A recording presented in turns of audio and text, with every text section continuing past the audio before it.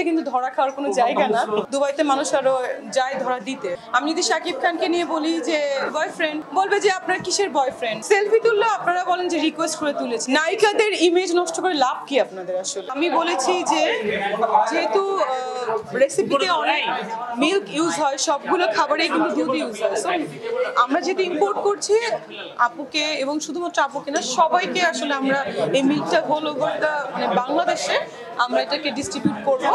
আর যেহেতু আপু milk use করে, যেটা হচ্ছে হেলথফুল অ্যান্ড হেলদি হিসেবে এই মিল্কটা ইউজ করার জন্য আপুকে বলবো। আমি শাকিব খানকে নিয়ে কোনো কথা বলবো না, আগেও বলিনি।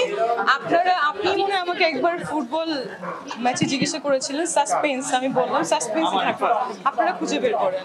আমি যদি শাকিব খানকে নিয়ে বলি যে কালকে বলেছি আমার কো আর্টিস্ট, সবাই বলবে যে আপনার সাথে সিনেমা কবে করেছে। ওনাকে নিয়ে যদি বলি এই যে গুড রিলেশন, বলবে কেমন গুড রিলেশন। ওনাকে নিয়ে যদি বলি বয়ফ্রেন্ড, বলবে যে আপনার কিসের বয়ফ্রেন্ড, হ্যাঁ আপনার থেকে তো অনেক সিনিয়র। সো ওনাকে নিয়ে যদি ফ্রেন্ডও বলি, সেটাও বলবে যে হাউ ইট পসিবল। সেলফি তুললে আপনারা বলেন যে রিকোয়েস্ট করে তুলেছি। সো আপনারাই প্রশ্ন করেন, আপনারাই বানান, সো আপনারাই সবকিছু লেখেন, আমার সমস্যা নেই। এই তো এই মাসের এন্ডে অথবা নেক্সট মান্থের ফার্স্ট উইকে ইউএসএ যাওয়া হবে, এবং আমার গ্রিন কার্ডের কাজ চলছে। সো ওটার জন্য হয়তো আমার ৩-৪ মাস থাকা লাগবে, 6 মাস থাকা লাগে, বাট হয়তো বা 3-4 মাসে হয়ে যাবে। হাসিনা আপু আমার বোন, আমি অনেক আগেই বলেছি, she is very close to me, ওখানেও বলেছি। সো কিভাবে যুক্ত হলাম তাকে প্রশ্ন করবেন আমি চলে যাওয়ার পর, কারণ অনেক গরম লাগছে, আমি এখনই চলে যাবো।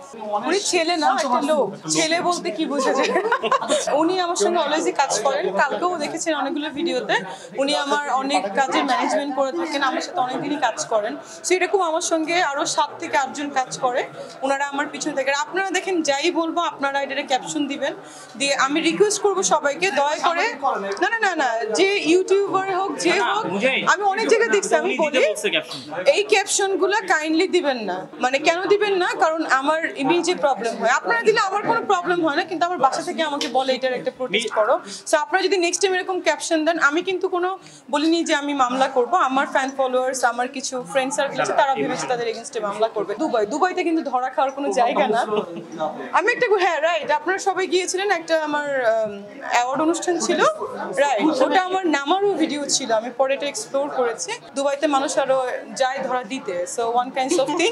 সো এত লেমেন টাইপের কথা যে দুবাইতে ধরা খেয়েছে, এবং অনেক মানুষজন আছে দেখেন আমাদের রুরাল এরিয়ায়, মানে গ্রামের লোকজন যারা আছেন, তারা দেখেন এরা তো দেশের বাড়ির সম্পর্কে আইডিয়া নেই। আপনারা যা লেখেন মনে করে এইটাই, তো আপনারা কেন ইমেজ নষ্ট করবেন? একটা মানে নায়িকাদের ইমেজ নষ্ট করে লাভ কি আপনাদের আসলে? মানে এটা কি লাভ হয় আসলে? ইনফ্যাক্ট আপনারা কিন্তু নায়ক নায়িকাদের বিক্রি করেই খাচ্ছেন।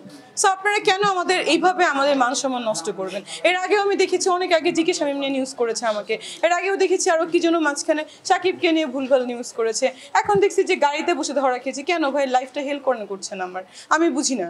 আমি কখনো কোনো পলিটিক্সও করি নাই, আমার ভালো লাগে না, আমি যাইও না টাকার বিনিময়ে কোথাও। সেখানে একটা মানে প্রোগ্রামে গিয়েছি, গাড়িতে ধরা খাওয়া, আমার এটা কি ধরনের টপিকস? আমি রিকোয়েস্ট করবো নেক্সট টাইম যে চ্যানেল, ইউটিউব, এনিওয়ান করবে, সেটার আমি ব্যবস্থা নিব না, সেটার ব্যবস্থা যেভাবে হয় আপনারা সবাই দেখবেন। আমি এখানে এনে জনসম্মুখে তার ব্যবস্থা